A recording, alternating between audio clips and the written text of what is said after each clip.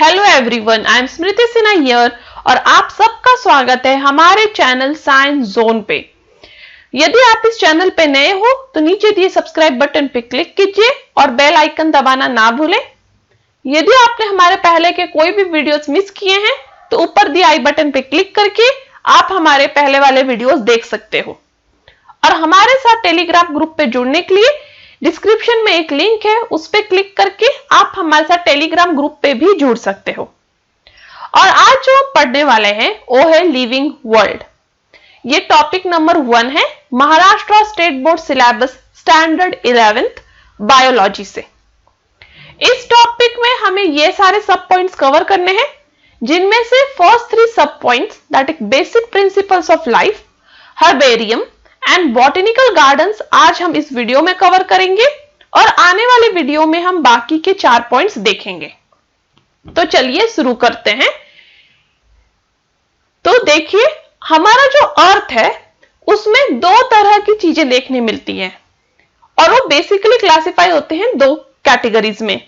पहला है abiotic components, दूसरा है बायोटिक कंपोनेंट्स। अबायोटिक कंपोनेंट्स वो कंपोनेंट्स है जो नॉन लिविंग वर्ल्ड में आते हैं और बायोटिक कंपोनेंट्स वो कंपोनेंट्स है जो लिविंग वर्ल्ड में आते हैं। अब यहां पे एक क्वेश्चन है, कैन यू रिकॉल? उसमें फर्स्ट है, what is the difference between living and non living things? तो लिविंग थिंग्स में होता है लाइफ, नॉन लिविंग थिंग में लाइफ नहीं होता। लिविंग थिंग जो है वो बर्थ दे सकते हैं अपने ही जैसे यंग वंस को, नॉन लिविंग थिंग रिप्रोड्यूस या बर्थ नहीं दे सकते। लिविंग थिंग्स को सरवाइव करने के लिए वाटर, एयर और फूड की जरूरत है। नॉन लिविंग थिंग सरवाइव ही नहीं होते, इसलिए उनमें ऐसा कोई रिक्वायरमेंट ही नहीं है। लिविंग थिंग्स सेंसिटिव और रिस्पॉन्सिव होते हैं स्टिम्युलाई को, but non living thing sensitive भी नहीं होते और रिस्पॉन्ड भी नहीं करते स्टिम्युलाई को। यदि मेटाबॉलिक रिएक्शंस की बात करें तो कंटिन्यूअसली लिविंग थिंग्स के अंदर चलता है, बट नॉन मेटाबॉलिक रिएक्शंस जो है नॉन लिविंग थिंग में मतलब होता है, मतलब वहां पे कोई मेटाबॉलिक रिएक्शन होता ही नहीं है। लिविंग ऑर्गेनिज्म ग्रो हो सकते हैं, डेवलप हो सकते हैं, नॉन लिविंग ऑर्गेनिज्म ना ग्रो होते हैं ना डेवलप। नेक्स्ट क्वेश्चन है, enlist the characters of living organisms. तो लिविंग ऑर्गेनिजम्स में कौन से कैरेक्टर आपको देखने के लिए मिलेंगे? तो कैरेक्टर इस हिसाब से है, पहला है न्यूट्रिशन, दूसरा है रेस्पिरेशन, तीसरा है मूवमेंट, चौथा है एक्सक्रीशन, पांचवा है ग्रोथ, फिर है रिप्रोडक्शन एंड सेंसिटिविटी। तो लिविंग ऑर्गेनिज्म में ये 7 कैरेक्टर्स दिखते हैं, जिसकी वजह से वो बायोटिक कंपोनेंट कहलाएंगे। Next, whether all organisms are similar, justify your answer. तो सारे ऑर्गेनिज्म दैट इज सारे लिविंग थिंग्स सिमिलर नहीं होते। कुछ लिविंग ऑर्गेनिजम्स वाटर में रहते हैं, कुछ लैंड में, कुछ एयर में, कुछ फ्लाई हो सकते हैं, कुछ स्विम कर सकते हैं, कुछ वॉक कर सकते हैं। तो सारे ऑर्गेनिज्म सेम नहीं है। तो आज हम इस टॉपिक का फर्स्ट पॉइंट देख रहे हैं, that is first point is basic principles of life. तो बेसिक प्रिंसिपल ऑफ लाइफ में हमें यह जानना है कि जितने भी लिविंग बीइंग्स होते हैं या जितने भी लिविंग थिंग्स हैं, जितना भी बायोटिक वर्ल्ड है, वो प्रोड्यूस करता है या फिर बॉर्न होता है। और वो एक बार प्रोड्यूस हो गया या बॉर्न हो गया, मतलब वो एक बार पैदा हो गया, कोई भी लिविंग बीइंग, कोई भी हो, इंसेक्ट हो, बर्ड हो, एनिमल्स हो, ह्यूमंस हो, एक बार बॉर्न हो चुका तो उसको सरवाइव होना होगा। सरवाइव करने के लिए उसे एनर्जी की जरूरत पड़ेगी, जिसके लिए उसे बहुत सारे केमिकल मॉलिक्यूल्स की जरूरत पड़ेगी जो उसे एनर्जी प्रोवाइड करेंगे।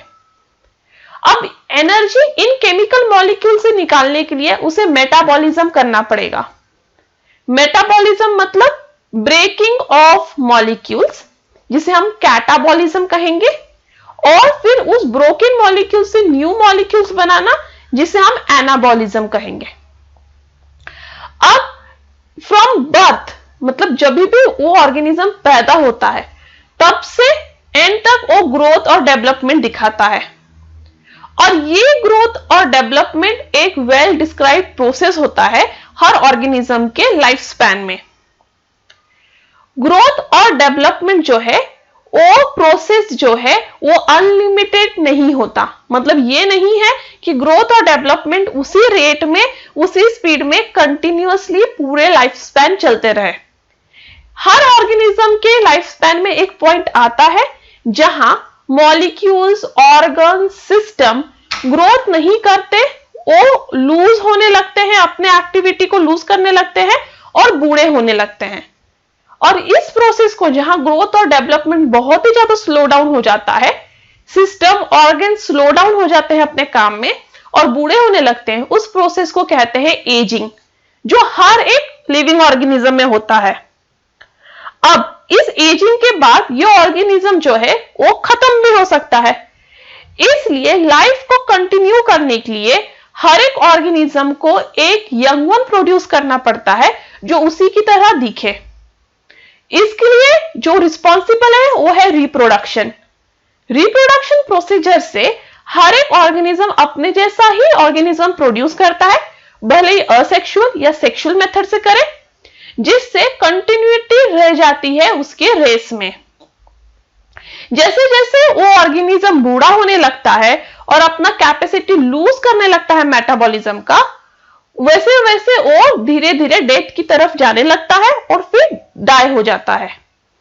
अब कोई भी लिविंग बीइंग जो रिस्पॉन्ड करता है थर्मल, केमिकल और बायोलॉजिकल चेंजेस इन सराउंडिंग को, वो लिविंग बीइंग जो है वो सरवाइव करता है, एडप्ट करता है और फिर उसमें unique property of living beings दिखते हैं।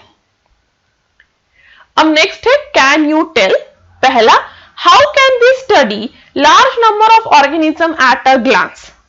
तो एक ही बार देख के हम बहुत बड़ा संख्या ऑफ ऑर्गेनिज्म कैसे पढ़ सकते हैं?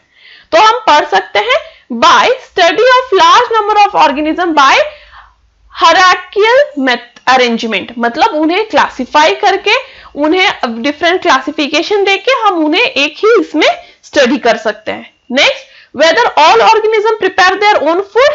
नो, सारे ऑर्गेनिजम्स अपना खुद का खाना नहीं बना सकते हैं except for plants. Next, which feature can be considered as inclusive characteristic of life? Why? तो इंक्लूसिव कैरेक्टरिस्टिक ऑफ लाइफ में जो फीचर्स है वो है order, sensitivity, reproduction, growth, regulation and development. अब ये समझ लीजिए कि जो ये अर्थ है उसमें बहुत ज्यादा डाइवर्सिटी है ऑर्गेनिजम्स का।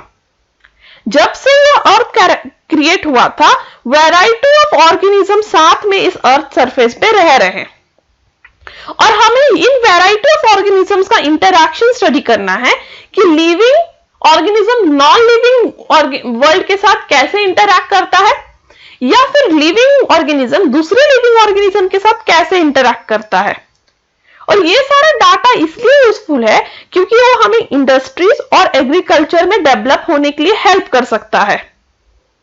और इन डाटा से हम स्टडी करके हम डिफरेंट ऑर्गेनिजम्स को आइडेंटिफाई कर सकते हैं, क्लासिफाई कर सकते हैं और फिर उन्हें जो है हम अपने बेनिफिट्स के लिए यूज कर सकते हैं।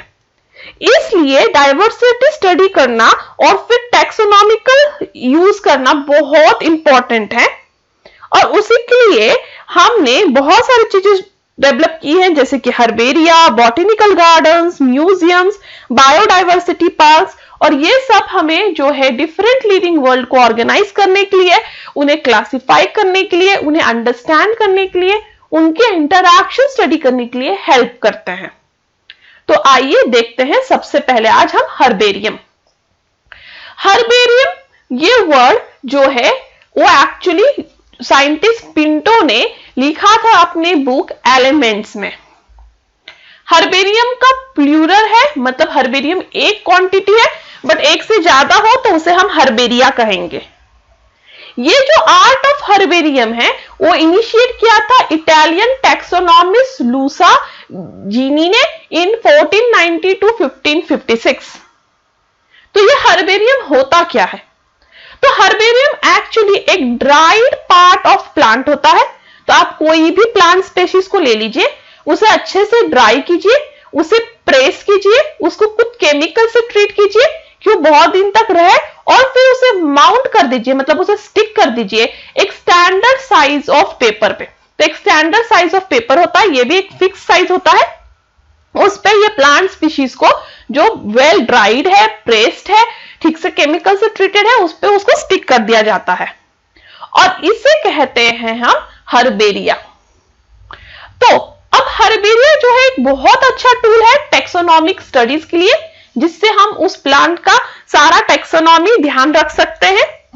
अब इस शीट पे क्या क्या मेंशन होता है, तो ये शीट पे आप देखोगे लोअर राइट साइड कॉर्नर पे आप देखोगे कि कुछ कुछ चीजें मेंशन है जिसे हम लेबल कहते हैं। इस कॉर्नर में क्या क्या चीजें मेंशन होती है, इस कॉर्नर पे मेंशन होती है डेट कि कब ये स्पीशीज कलेक्ट किया गया था, कहां से कलेक्ट किया गया था, उसके साथ साथ उसका डिटेल क्लासिफिकेशन कि वो कौन से किंगडम में है और फिर क्या क्या है उसमें, फिर हाइलाइट्स उसके इकोलॉजिकल पिक्युलरिटीज के, फिर उस प्लांट का कैरेक्टर, फिर उस प्लांट का लोकल नेम, साथ ही साथ आप उधर वो नाम भी मेंशन कर सकते हो कि किसने इसे कलेक्ट किया था, और ये सब यहाँ पे जो है आपको डिटेल इंफॉर्मेशन देता है इस प्लांट के बारे में, और इसलिए हर्बेरिया को बहुत इंपॉर्टेंट माना जाता है प्लांट स्टडी के लिए। नेक्स्ट है बॉटेनिकल गार्डन्स। बॉटेनिकल गार्डन वो प्लेस है जहां प्लांट्स डिफरेंट वेराइटीज के कलेक्ट किए जाते हैं डिफरेंट पार्ट ऑफ वर्ल्ड से, और उन प्लांट्स को लगा के वहां पे उनको ग्रो किया जाता है साइंटिफिक वे में, सिस्टमैटिक मैनर में। उन प्लांट्स को लेबल किया जाता है, और वो लेबल बोर्ड दिखाता है उस प्लांट का साइंटिफिक नेम, कॉमन नेम, और उसके बारे में थोड़ी सी जनरल इंफॉर्मेशन। जैसे कि यहाँ पे हम एक डायग्राम देख सकते हैं जो है एक्चुअली ओल्ड बनियन ट्री, वो 255 इयर्स ओल्ड है, जो कोलकाता के बॉटेनिकल गार्डन में प्रेजेंट है। और ये जो है ये ट्री जो है जीनिस बुक ऑफ वर्ल्ड रिकॉर्ड में भी मेंशन है। तो इस तरह से एक बोर्ड रहेगा उस प्लांट के सामने जिसके ऊपर सारा चीजें मेंशन होगी उस प्लांट के बारे में। तो बॉटेनिकल गार्डन में इस तरह से सारी चीजें, सारे डिटेल्स मेंशन की जाती हैं, और वहां पे स्टडी भी किया जाता है कि इन प्लांट्स का इंटरैक्शन दूसरे एनिमल्स के साथ कैसा है, इंसेक्ट्स के साथ कैसा है, या फिर उन प्लांट को क्या एनवायरनमेंट सुटेबल है। तो इसलिए हर्बेरियम और बॉटेनिकल गार्डन बहुत इंपॉर्टेंट है हमारे जो है ये इकोलॉजिकल सिस्टम स्टडी करने के लिए। And that's all for today. Thank you. If you have any doubt, any comment, any suggestion, you are free to do that on askyourdoubt04@gmail.com. If you like my video, give me a thumbs up. Share this video to more and more of your friends. And remember, God sometimes takes us into troubled water, not to drown us, but to cleanse us. And that's all for today. Thank you. Stay